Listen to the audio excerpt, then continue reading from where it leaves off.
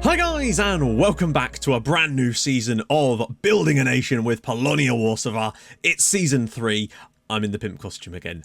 Let me explain. So, basically, since last season went so bloody fast, like it was 7 episodes in the end, but it actually probably could have been 6 if I'd had the time to actually do them. And that's the reason I didn't do everything just off camera towards the end, because I literally didn't have time and I didn't want to set the precedent that I would be able to do that, because later when the game slows down, there ain't no way I'm going to be able to do that kind of chunks. So we just kind of had to, unfortunately. It's not something I wanted to do, believe me. But as a result, the stuff I've ordered for the transfer Gopnik haven't actually arrived yet. Some of the bits have, but not all of it. So yeah, have to put that one on hold. Maybe use that if we get promoted or something. But for now, I thought I'd bring back the transfer print from Stockport County since, well, the costume's lying around gathering dust, and let's just say I don't get much use out of it these days. Now, you might notice here, I'm just on the page of Janusz Zaborowski because I thought we'd start on a player where I could basically not spoil anything. I've turned off the comparisons as well, so you don't get any spoilers about players I've signed. I've adjusted the colours of the attributes a tiny little bit, because some users, particularly with the blue, were saying that there was an issue with that. I did have a look at the red as well, but no matter what I changed it to, the different shades, it didn't really look any better than the normal red. But the blue I can totally understand, because the blue and black did not contrast well. I've lightened it up, and I think it's much easier to read them now. And obviously the green. We don't see many greens lately, but there is a green on him with his 16 acceleration, so that's good. I'm doing my best to make it work, basically. But I can't make the font any bigger because it would look weird on the screens I'm playing at. I totally understand if you're watching on a mobile phone, but I'm not playing on a mobile phone, and therein lies the problem. And also, some of you have had the time to try out the tactic. I've heard good things so far, but do let me know how you're getting on with it so far. If you're using it perhaps with a much better side, let me know how that's kind of going, because I feel like we've not even seen the heights that this tactic could lead us to at the moment, because we just haven't had the players for it yet. But I feel like we might be on our way towards that. Oh, yes. And what I mean by that is, every single season, I have a huge short list of players that I'm after. Some of them are realistic targets, some of them are completely unrealistic targets that I'm just scouting at to look at anyway. And I always make a list of those players that I really, really want in key positions to go after.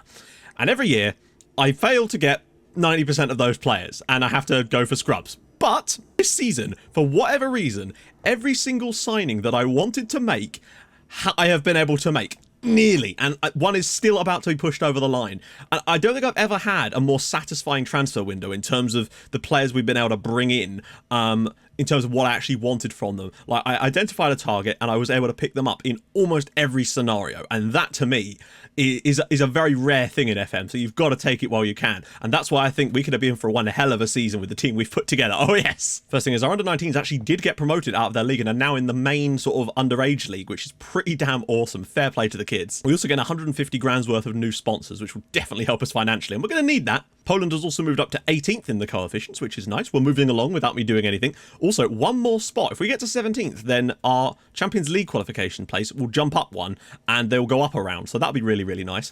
Might help with just some additional prize money. And we get TV money this season, which is pretty damn cool. Not a huge amount, but it's better than nothing. And we are in the Polish Cup this season. Apparently, it didn't actually qualify last season because of the way it was drawn, and that's just how it is. So that's kind of cool. I didn't know that, but we are absolutely in the Polish Cup this year. We're expected to get to the second round, which means we have to win one round of the Cup. So we should be all right, unless we get drawn against, like, I don't know, Legia's first team. And finally, the rules are changed in this division, so we actually only need one under-21 player in our first 11 at all times, which helps nicely because, again, I forgot about that, and I was actually sort of trying to sign more towards that, and Jan Peltz no longer qualifies. Thankfully, some of the new guys we brought in do, so we should actually be more than okay on that one this season, thank God. Now, as always, I'm going to be wanting rumours for some of these guys, because, I feel like some of these players are going to be with this club for a little while, because I feel like we've done some excellent business, and it's now time to stop beating around a damn bush and get into the transfers, shall we? First thing that's worth noting is not a single player that I didn't want to leave has left. So that's good to see. I've also signed up some new contracts for Konrad Kastelik. He agreed a new deal. Jan Peltz is also on a new deal, and I think maybe Zawczykrai as well. I tried to extend the contracts of the key players in this team, basically. Wanted a little bit more money, but they didn't want that much. So here is the first signing. I showed you him briefly a couple of episodes ago. Octavian Screech. Now, I'm going to need some help with his surname because there is a lot of consonants in that name. He is consonantipated, it's fair to say. But yeah, I showed you him briefly at the end of last season. He's not bad. He's a versatile player, which is mainly why I was interested in him, because he can play in 3 different positions. He can play on the right wing for us with his decent crossing and dribbling. He's not super tall, but he also can play in the middle with some reasonable dribbling and is okay finishing. Passing and vision isn't too bad either. And he can also play a bit further back if we absolutely needed him to. And that's the main reason I was interested, because he's just pure versatility. He is Polish, but he's trained trained in Germany. So, yeah, who did he? Oh, he was at Schalke for a bit. That's kind of interesting. So I think it's a solid piece of business. He was picked up on a free transfer, so you can't really go wrong with that. And he's only on £200 a week. And yeah, next up is another right winger. Again, this was one of those ones I just saw on a free transfer. He was available, Patrick Gembicki. And again, picked him up because he was free and available, 18 years old, had decent enough potential, had some reasonably solid stats in some areas, crossing, dribbling, decent first touch.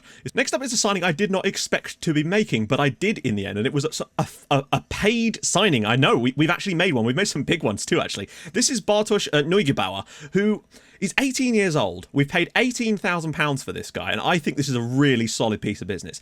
I love our goalkeeper, Bartosz Tobiasz, but I figured we need another Bartosz, because I'm pretty certain our other goalkeeper is Bartosz Kowalczyk. He's left now, but we just love a Bartosz. Everybody loves a Bartosz. Point is, though, when I saw that this guy was available, and for £18,000, which is what the deal essentially, it's 10,000 up front with a bit more over the next 3 years, but he's only 18 years old, and he's already a 4-star potential player in this team with more potential to burn, and he was just better in virtually every area that mattered anyway, over Tobiasz. Like, there was a few areas where Tobiasz came out better, but it was most of the key areas we wanted for a goalkeeper. He was just better, and to be young and this kind of player, I just figured he was perfect for what we wanted to be doing going forward. So yeah, Bartosz Neugebauer into the team. He's going to be starting goalkeeper. Really, really like him a lot. Next up is a signing that's on a little bit more money, it's fair to say. Mateusz Bocznak, 22 years old. He was released by Pogon, actually our affiliate club, at the end of last season, but I really wanted some backups and some players that could just start in that attacking midfield slot, because think about it, Wisniewski,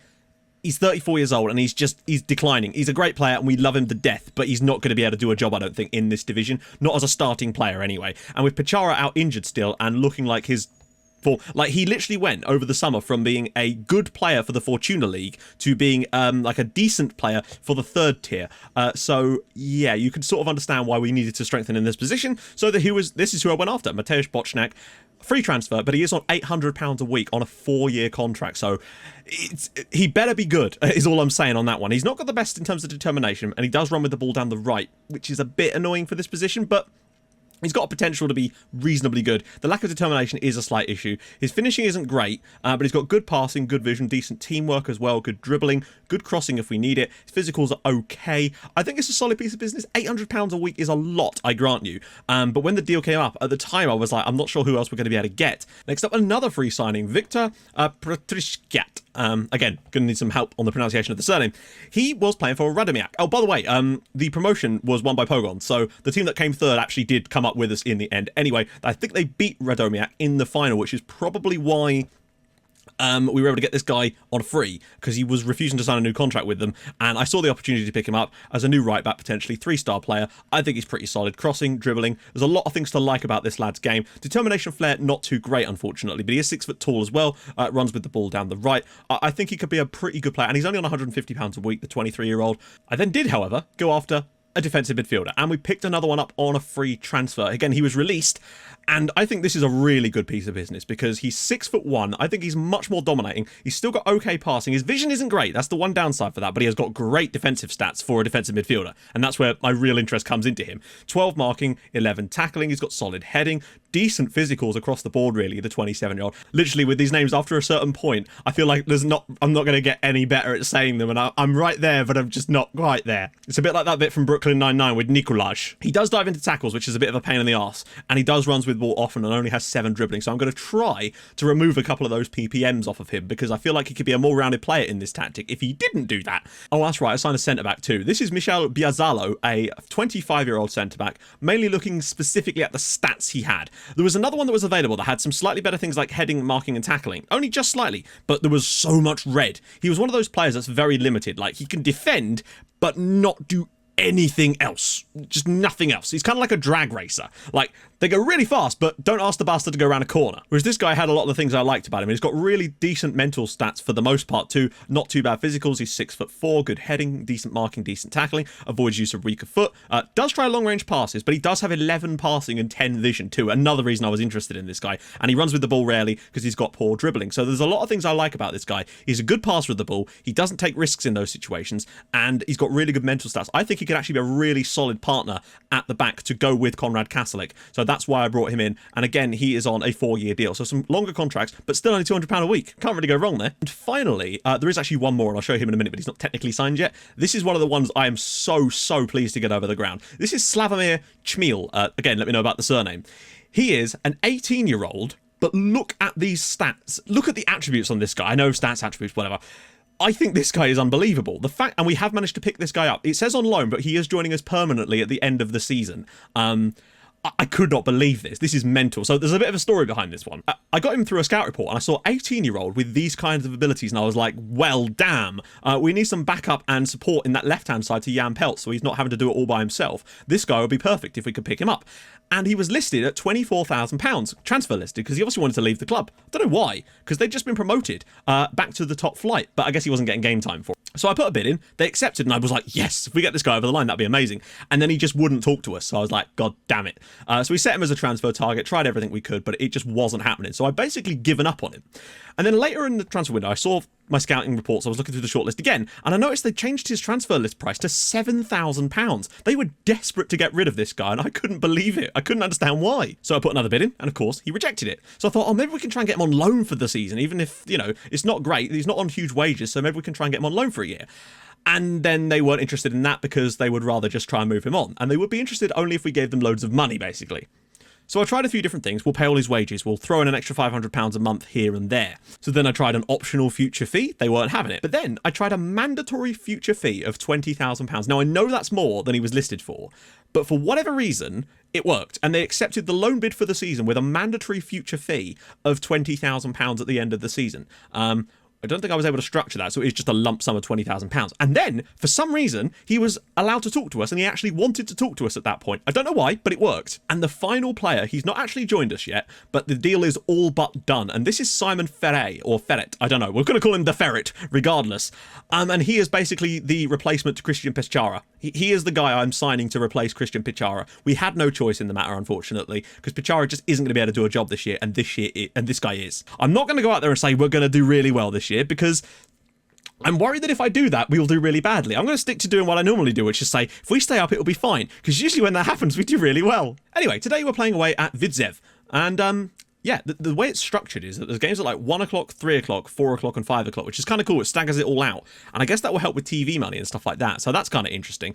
If I recall correctly, we're expected to come round about here this season. They're not expecting us to get relegated though, which is quite nice for me, and I'll take that. Apparently we've played these guys in the past. Anyway, so we're just going to quickly go through and sort this team out, because obviously we've been playing loads of different stuff for friendlies and whatnot, so we'll just kind of pick a team that we want to go with for today. Okay, so it's not ideal. There's a few injuries. For example, Maslanka's injured, Preborovsky's injured, Konrad Kaslik is injured as well, Gembitsky is also injured, and there's a few little injuries knocking around, so it's not ideal. So, lineup, we're going to go with Peltz, Bochnak, Gora, Malek, Zavchikrai, Dlugoletsky, Kokoschka, because he's just about fit, sort of, but the others aren't, Maslanka and Zmuda, Kochinievsky, Berzalo, because unfortunately Kastelik's out, Patrikat, and of course Neugebauer in goal. Now, that will be subject to change, of course, because we've got other players to come in. And of course, we've got our new striker, hopefully. I'm excited about this, lads, I've got to say. Oh, they're playing a 4-3-3. What a joy time to be alive. Brilliant stuff. Okay. Oh, good lord. I was getting so happy, and then this has happened. Just noticed that the guy they've got starting up front for them was actually a player I was looking at. He was potentially the one I was going to go after instead of that other guy, Ferre. We're going to be underdogs a lot. It makes sense. That's fine. We're just going to have to deal with it. Narrow. It's the only choice we've really got, unfortunately, in order to deal with these types of tactics. It just compresses their 3 strikers. It will leave space for their wingers, but I don't know. We might switch to a slightly more direct style of play, because it often seems to work with these systems. We'll have to see. I'm going to take this game and the result with a pinch of salt, even if we were to come up well. Oh, Gora flying through. Can he dig it out of the back post? Peltz! Oh, instant chance there. 2 minutes in and we've already had an opportunity. Oh, a chance for us potentially, though. Peltz's ball. Back post, Malek! Wow, the two highlights we've seen have both been for us, though, which is fair to say. We've got a few bookings already here. Zavchikrai! Over the crossbar again. All the highlights have come for us. Lots of space out wide. Overloads for days. Back post, goal. Save by Neugebauer. Brilliant save from the goalkeeper. God damn. Our passing definitely does need to improve, but it's 0-0 at half-time. We're doing okay. I might tell the players to be a bit more expressive. I also might drop the passing back to shorter. It's what we do best. 50-50 possession as well. Here we go. Bochnak. He's lost the ball. Oh, no. Oh, they're going to square it. They're going to square it. You know they're going to square it. Oh, he has. Oh, it's a goal. We just couldn't defend. We had a chance, and at the other end, we've gone straight down and lost the ball and conceded. And that's Bochnak as well. Like, We had a really good opportunity there. Unfortunately, both defenders get drawn to the ball. He does try to overcorrect at the last minute, but the ball is able to be put across, and it's a simple finish, and we trail 1-0. It's always going to be tough here, particularly against that type of system, but still. Oh my god. This is what I mean. Again, they've just got so many players. Oh my god, he's there. Oh, wow. And Neugebauer puts it round the posts eventually. And they've just got such an overload of players when they get their fullbacks forward that they can just do stuff like that. But it's going to leave gaps for them. It has to. Can he slip it through for someone? He does. It goes around the side. Can he square it? Oh my god, he has to square that. There's 3 players at the back post unmarked waiting to tap that in. I don't believe it. Here we go again. Malik bringing it forward. I feel like we're probably going to get caught on the break towards the end of this game. Back post, he's through. Good save again. Oh, we've definitely improved towards the end of this match. 30 seconds to go. What a great pass. Malik, though, still 30 seconds. He's allowed into the space. Can he find the pass to the back post? He does. Bochniak. Oh my god, what a chance that was. That should have been 1-1. Oh, I don't believe that. I feel like we're very unfortunate not to be at least level in this match now. We've really stepped it up. But notice how the moment they switched back to a normal tactic, we started playing well against them again. We have lost 1-0. But I'm really proud of the boys. I think we did really well in our first game at this level. Could have easily taken a point out of this match, it's fair to say. The moment they switched back to a normal sort of tactic, we were able to get our foot on the game and start controlling it and creating some chances again. So I think that bodes well for the rest of the season. Not every team is going to play a 4-3-3 against us. We might have lost our opening game of the season, but I still think there's a lot of positives to be taken, particularly when the players get fully fit, learn the tactic a bit more. I'm really still looking forward to this season. So there we go. A sad, sad day. We lost our opening day of the season game in front of 17,000 people. Some big fixtures. I want to see what our home attendances are going to be like this year. Haven't had any updates on season tickets, so I don't really know about that. Next episode is going to be the Stal Miłecz game because they were our affiliate club when we were with Stockport, and I think it's awesome that we get to play them. So we've got a few games off camera. Puszka, Sandicia, Górnik, of course, and of course this team here, I believe. I don't know, actually. So a few games off camera, come back and do a home game against Stal, and then we'll just get ploughing into this season. It's going to be very, very interesting. I'm sure we'll be fine this year, but even if we are up against it, I'm not going to compromise on the football because I want to play good football. That's as simple as that. Anyway, if you've enjoyed this season, if you've enjoyed this episode and are looking forward to the season, do drop a like on the video, drop those player rumours for the new boys in the comments, and let me know where you think we're going to finish this year in the league. And if you're new to the channel and this is the first video of mine you're seeing, I don't always wear this costume, don't worry, subscribe to the channel, that'd be fun, and I'll see you guys in the next episode as we start putting some games under our belt, hopefully get that signing wrapped up, and maybe start playing a little bit nicer football against some slightly worse teams. I don't know, we'll see. I'll see you guys soon. Thanks so much for watching. Bye bye.